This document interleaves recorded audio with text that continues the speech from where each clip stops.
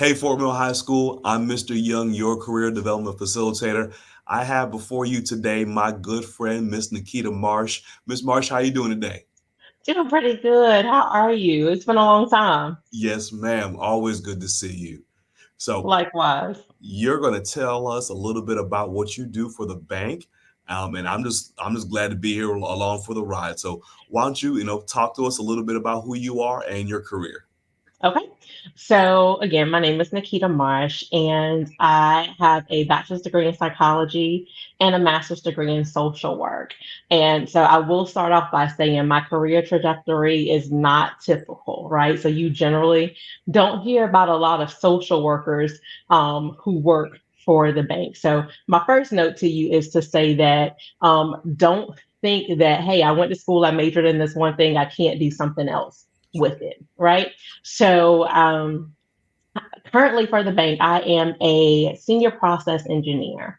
And what that means is that every activity, every process that we do within the bank, we have to diagram those out. We have to figure out all of the steps. So think back to kindergarten. I know you all remember in kindergarten where your teacher had that activity where you had to write down the steps of how to make a peanut butter and jelly sandwich, right? That's what I do every day, just at a completely more complex level. So we look at all of the systems in the bank, all of the applications, all of the technology, and we break down how we do step by step, how we do every activity that's required to function in the bank. And then we look at those activities and we say, is this working as well as it should? Is it working as optimally as it should? If it's not, then what can we do differently to make this work better, to make it so that we don't have as many people that we have to use in order to get the job done? How can we enhance the technology? So, what type of technology upgrades can we implement? Can we take something that someone has to do manually and automate it? So, I spend all of my days in meetings talking to people, figuring out how to make their job easier. I say that is eye opening because I would have never ever considered or thought that there was someone behind the scenes trying to make things better at that level. But I'm glad you're there. Thank you. Well, and the one thing that I will say is that 5 years ago, I didn't know my job existed. Right. So it's not a job that I didn't wake up one day and say, hey, I want to be a process design engineer. It was something that I never knew. And so when I started working at the bank, I started off as a project manager. So I went into project management. I'm certified in project management and I'm certified in Scrum. So both of those are project management types of frameworks and the way that you ensure that you get the project from the start to the finish. And I did 2 years of project work within the bank and started doing some process work as a part of my first role with the bank. And then just decided that I really liked that work and had the opportunity kind of handed to me to say, hey, is this something that you'd be interested in doing, full time? And so I applied and got the new role and I've loved it. I've done it for the last 3 years at this point and I really enjoy it. That is great. Now, Mhm, talk to us a little because you were telling me before that before this you were in social work mhm, and then you made the transition. So, mhm. when it comes to this part of your path, how did you navigate moving from one career to the next?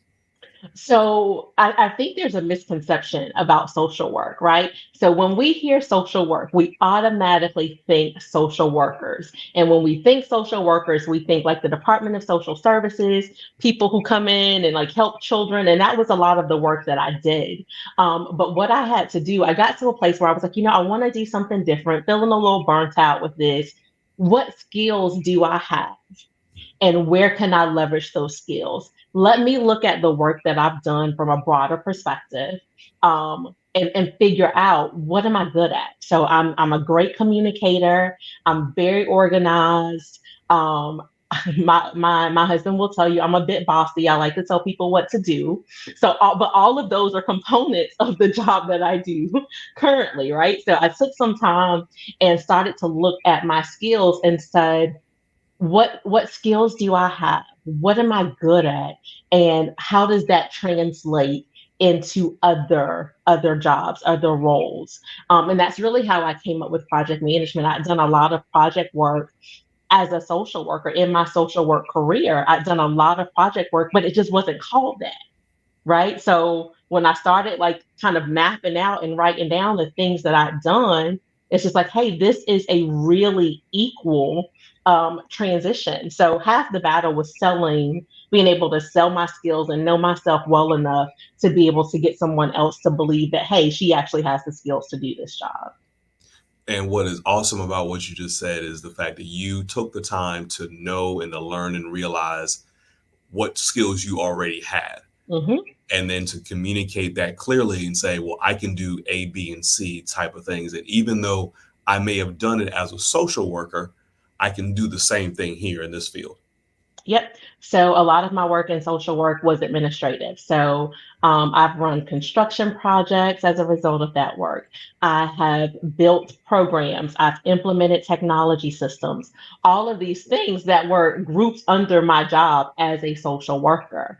Outside of social work, traditional social work, those are independent skills, right? And so those skills then translate into being able to run multi-million dollar projects for the bank, being able to go in and to decipher what's working, what's not working. And specifically, I think one of the most transferable skills I had were communication skills Mm. because the role that I walked into with the bank, they were having a lot of conflict getting, their older workers and their younger workers on the same page. So I was able to go in and use those communication skills and get everyone collaborating towards the same goal, which had been an issue historically within the bank. And once again, when you solve problems, you will always have job security. You will always have job security. If you can go in and figure out how to make something work, how to make something easier, how to save somebody some time or save them some money, you will always have job security. There you go. Now, what's Mhm. the absolute best thing about your career? The best thing about my career for me is the flexibility. So I like the fact, and one of the things that I liked about social work was that none of my days look the same, right? So although the practice of what I do every day is the same, my conversations are different, the projects are different, figuring out the problem is different.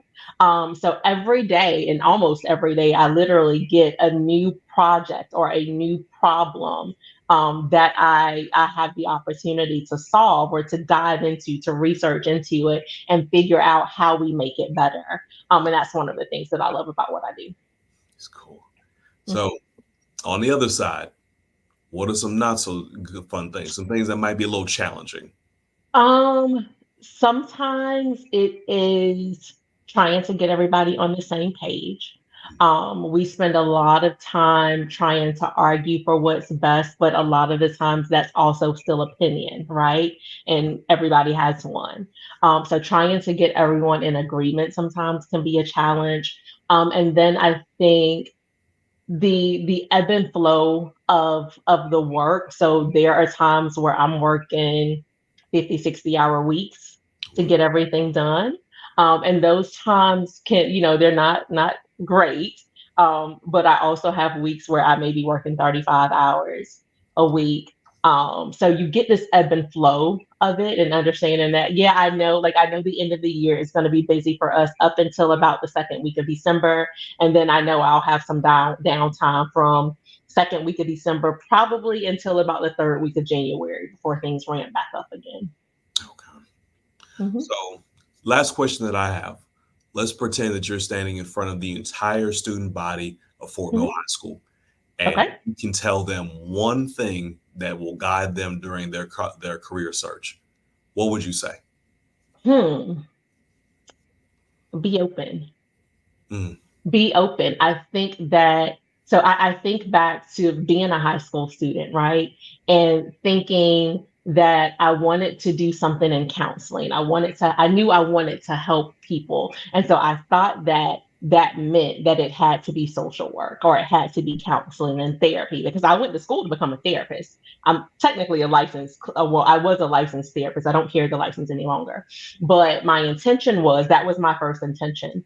And then when I got into social work, like I said, I was in it for years. My path changed. I realized I didn't want to do therapy so much. So then I had to figure out what else can I do with this degree? How else do I leverage that? And then I, decided, hey, I want to do something different. How do I do something different? What are my options? What are my opportunities in that? What am I good at? What do I do well? How do I use that for my next thing? And all of those things required me to really be able to kind of think outside of the box of what I thought my plan was versus where my plan was taking me. So be open to where your plan will take you, That knowing that that plan isn't, it's not concrete. It doesn't have to be, hey, I graduated, I'm going to go to college, I'm going to get this degree. Marketing, I have a lot of friends who have degrees in marketing, right? I'm going to be a marketing agent, I'm going to, work for this agency, and I'm going to be this grand marketer. And then something happens or it doesn't go the way that you think, but you find skills that you have that take you into something else. Be open to those things. That's a great, great word. And on that, students, thank you for watching. Miss Nikita, thank you very much for sharing your expertise and your experience with us. Y'all keep watching. We're gonna have a lot more videos to come up. We'll see y'all next time. Bye bye. Thanks, y'all. Bye.